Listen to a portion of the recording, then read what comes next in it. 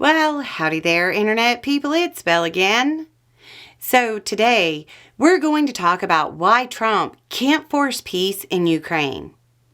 Trump is putting maximum pressure on Ukraine to accept a peace deal with his name on it. It was a campaign promise to have that situation resolved by sometime last month.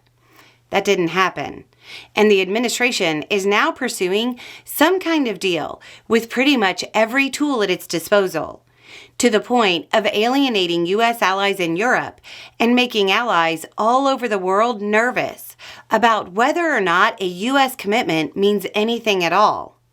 The pressure is so high that right now the rumor is the U.S. will vote against a UN resolution condemning the Russian invasion.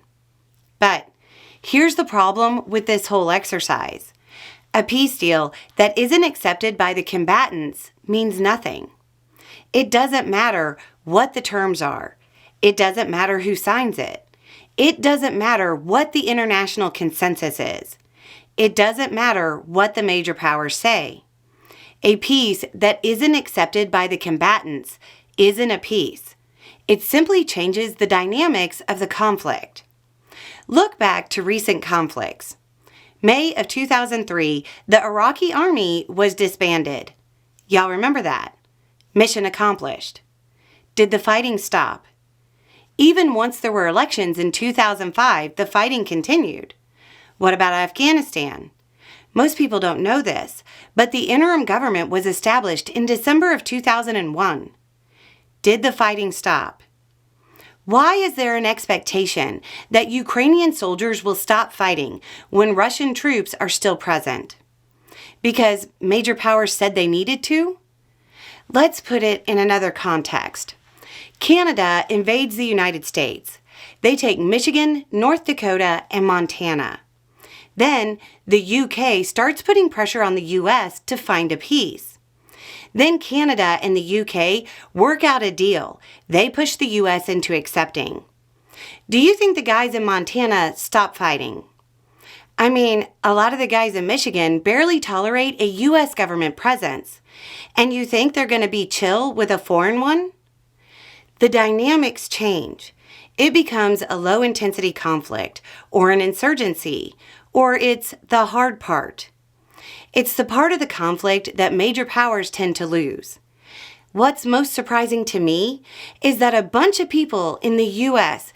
who talk about how much they love their country seem incapable of understanding that the Ukrainians love theirs too. A peace deal that isn't accepted by the combatants isn't a peace, it's a pause. It starts a cycle that can go on for decades. I'm sure people are going to ask what I think the deal should include. I'm not the one you should ask. The people you should ask are cold, dirty, and hungry out in the field. They're the ones that determine whether it's a peace or a pause.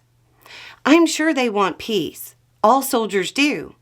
I'm also sure that many have a list of things that they believe must be accomplished before they can go back to their regular lives.